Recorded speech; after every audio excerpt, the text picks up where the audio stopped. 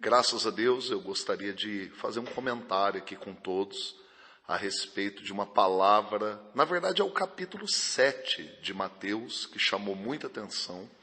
Eu estava dirigindo agora há pouco e ouvindo o Evangelho de Mateus, e o capítulo 7, ele fala basicamente de obediência. Desde o comecinho, Jesus vem tratando aquela questão de não julgar os outros, porque com a mesma medida que a gente julga, nós seremos julgados.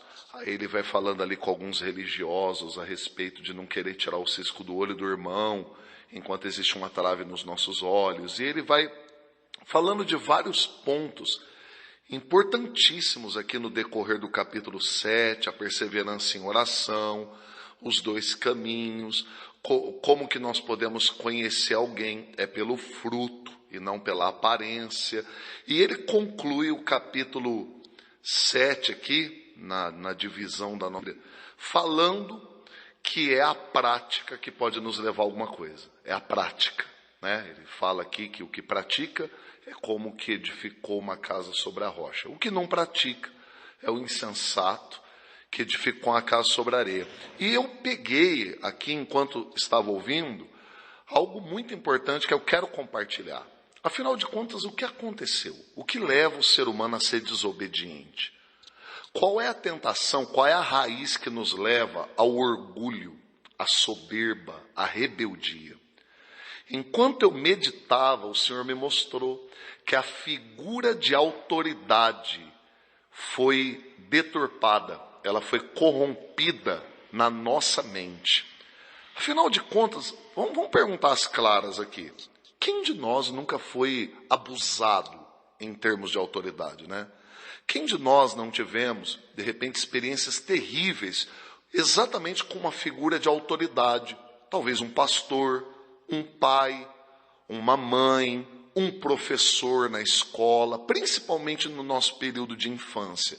Quem de nós pode se gabar e falar, não, eu nunca tive nenhum problema com autoridade. Ninguém nunca usou de uma autoridade abusiva sobre mim. É muito difícil, né? A gente encontrar uma pessoa, principalmente nos períodos de infância, de juventude, de adolescência, que nunca tiveram a figura da autoridade atacada. É uma verdadeira cartada de mestre do reino das trevas. O diabo trabalhou de tal maneira no mundo para queimar a figura de autoridade. Tem pessoas que vê uma autoridade com maus olhos antes mesmo daquela pessoa abrir a boca. Um policial, um pastor, um líder, um chefe numa sessão dentro de uma empresa. E o que isso causou, minha gente? O que isso causou? O que se manifesta na nossa vida por causa disso? Rebeldia, orgulho, soberba, são os mecanismos de defesa da nossa carne. Por quê? Porque na nossa mente foi pregado o seguinte: você obedecer é você se humilhar. Você obedecer, você se sujeitar, é você se rebaixar. É você assumir uma posição de inferior, de insignificante. E é esse sentimento que nos leva à rebeldia. Então, o pão nosso aqui é um alerta e eu quero orar por cura, porque esse assunto aqui é cura. Nós precisamos de cura. Quantas vezes a gente se pergunta por que as coisas são tão difíceis para mim? Por que a palavra diz algo, mas não acontece na minha vida? Eu não consigo obedecer, porque existe um trauma, e esse trauma é em cima desse assunto de autoridade. Que coisa tremenda quando a gente restaura a visão divina do que é autoridade.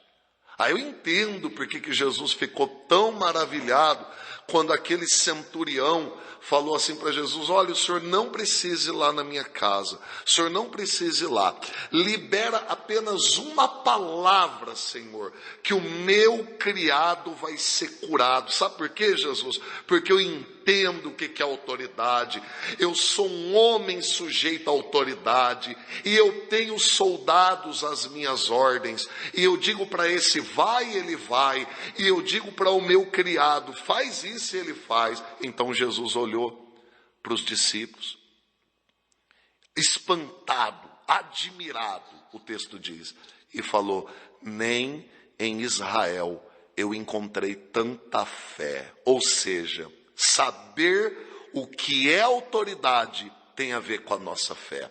A nossa fé fica atrofiada quando nós não sabemos o que é obedecer, quando nós não sabemos o que é realmente se sujeitar. Por que Jesus conseguia ser tão obediente ao Pai? Porque Jesus sabia do amor do Pai, ele tinha uma clareza do que é a paternidade, então ele não tinha problema nenhum em obedecer.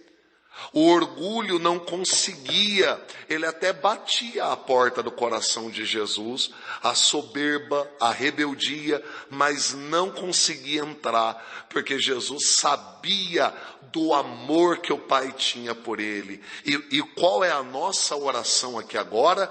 Restaura, Pai, a nossa paternidade, para que nós venhamos entender o que é autoridade, para que nós venhamos parar de ter essa visão corrompida sobre o que é eu de fato obedecer, eu me sujeitar, né?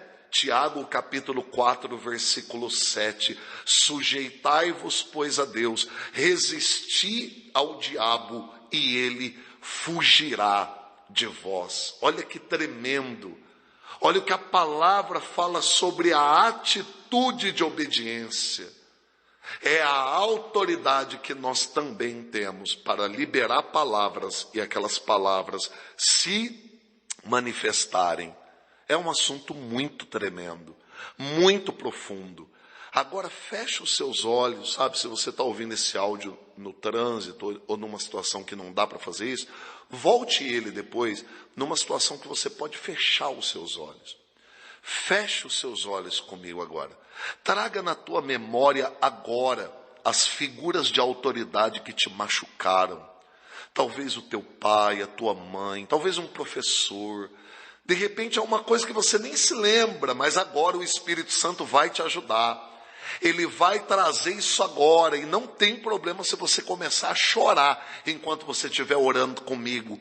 Pai, vem com o teu poder sobre esse machucado. Vem com a tua mão sobre essa área deturpada, essa área de ofensa que muitas das vezes nós temos carregado e que nos impede de se sujeitar de verdade à tua palavra.